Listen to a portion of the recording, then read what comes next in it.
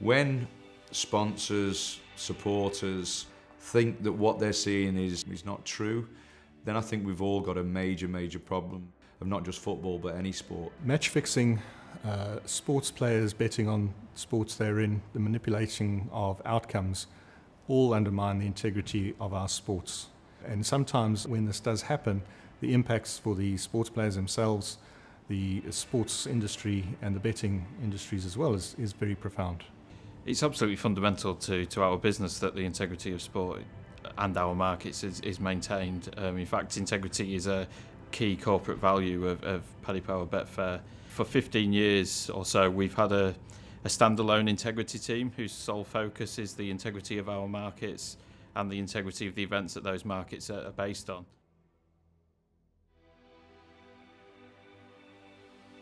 The rules are fairly straightforward. You just can't bet on the sport, and you can't get anyone else to bet on the sport on your behalf, in simple terms. Where players can also fall foul of the rules is inside information. If a player was contacted, if they were to give them any advice around that, then that's not readily available, then they would be providing that person inside information.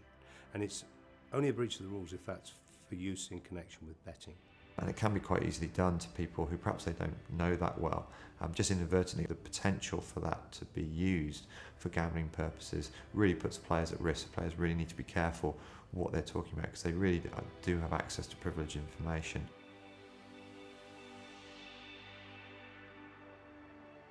In terms of what organisations are doing to protect sport from this threat, we've got an organisation called the Sports Betting Integrity Forum, and that's made up of the betting operators, sports governing bodies, Gambling Commission, the National Crime Agency. Betway is a member of ESSA, and ESSA has a quick warning system where, as an operator raises an alert to ESSA, this alert is shared with other European bookmakers. We also share the information with the Gambling Commission's Sports Betting Integrity Unit and the relevant sports governing bodies.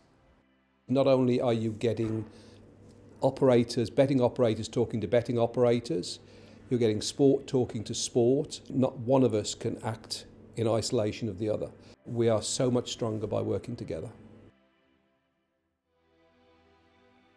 When you run third-party accounts, they can get picked up for all sorts of checking reasons at the betting operator. So it's a really high-risk area, and it's a serious aggravating feature if a player is caught betting using third-party accounts because there's a clear element of deception in that. What players have to realise is that these systems in place, the way that the governing bodies link with the betting companies, there's a very high likelihood that they'll be found out if the information they share with a third party.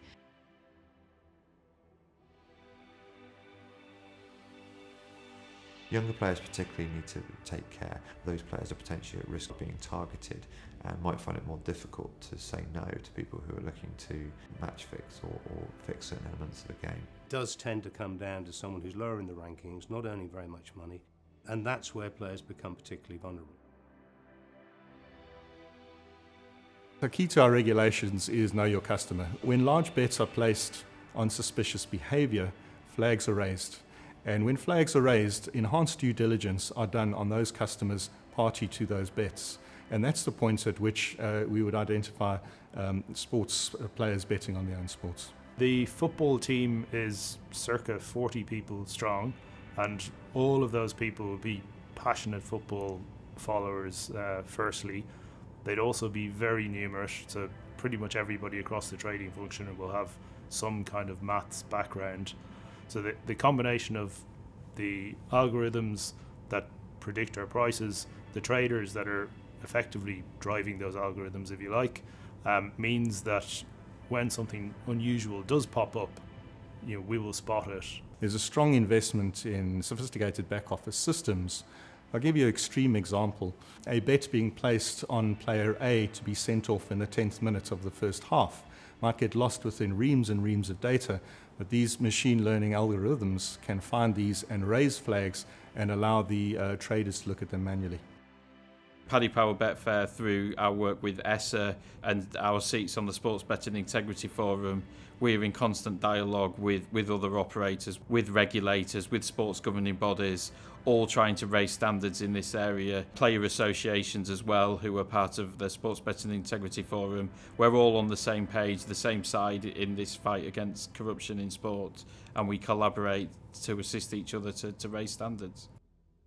We know those people who will seek to corrupt sport and seek to corrupt our markets will always be trying to change the way they operate to get round the processes we have in place. So we're constantly learning from our experiences, we're putting in extra alerting, so anyone thinking about trying to corrupt sport and our markets should know that we're constantly evolving too. In terms of people that approach players or are involved in their immediate entourage or friends who make that sort of approach, it's really, really important that players deal with that at an early stage and say no. Under the rules, they're obliged to report that. If something doesn't feel right, it's important that they share that with someone. If you just want to speak to somebody, you can speak to us in confidence. If a player is approached by someone looking to corrupt them, the first thing is, if it's safe to do so, to say no and remove themselves from that situation. It's really then important that within the next 24 hours they make contact with their association and report the incident. Well, if you fail to report a suspicious approach, then that is just the same as trying to throw a game, any game, and that will result in a lengthy ban as well. So, you know, it is really important that players, if they are approached, that they look to report that approach.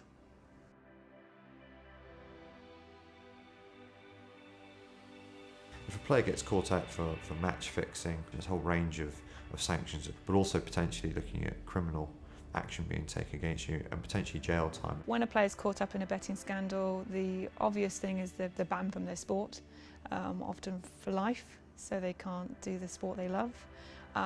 Linked to that is they then have lost their earnings, their job, so there's the financial implications of that. But what you often hear from players who have been caught for sort of corruption within their game, they report the biggest thing is the shame that they bring on their family and their friends and the people that have given them so much support over the years. Some people even say it's actually more affecting than actually the prison sentence itself. In any sport, there are always people that think they can buck the trend or beat the rules or to do their own thing. And what I would say to players is you just got to look at the risk. The probability of you being caught is extremely high, and your career will potentially be over or derailed for a significant period. I think one of the things is the shame it brings on the family, the teammates. It is almost people can think that teammates are part of that as well. It damages the sport, but as a sports person, you know, you could have a glittering career, but you'll be defined because you're known to be a cheat and that you're trying to corrupt your sport. So whilst the ban is lengthy, I think the shame would live with that person for a long, long time.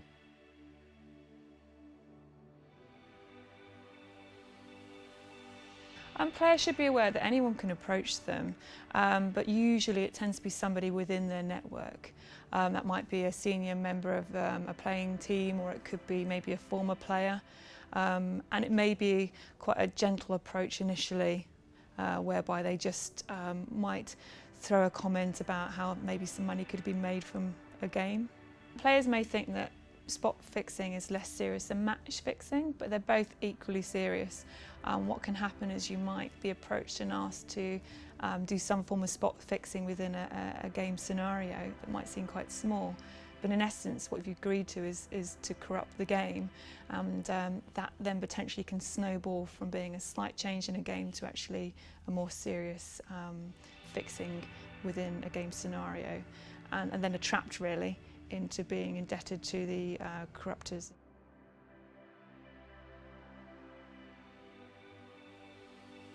Players aren't allowed to bet on their sport, but players may be involved in gambling in other areas, which is absolutely fine.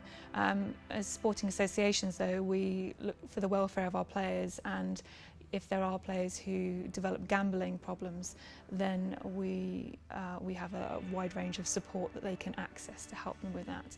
And that's really important linked to corruption, because if you are involved in gambling and you lose money, you are then a little bit more vulnerable to being approached by people looking to corrupt you, offering to repay your debts. So we've got to remind players support is out there if they have an issue with gambling, and encourage them to access it.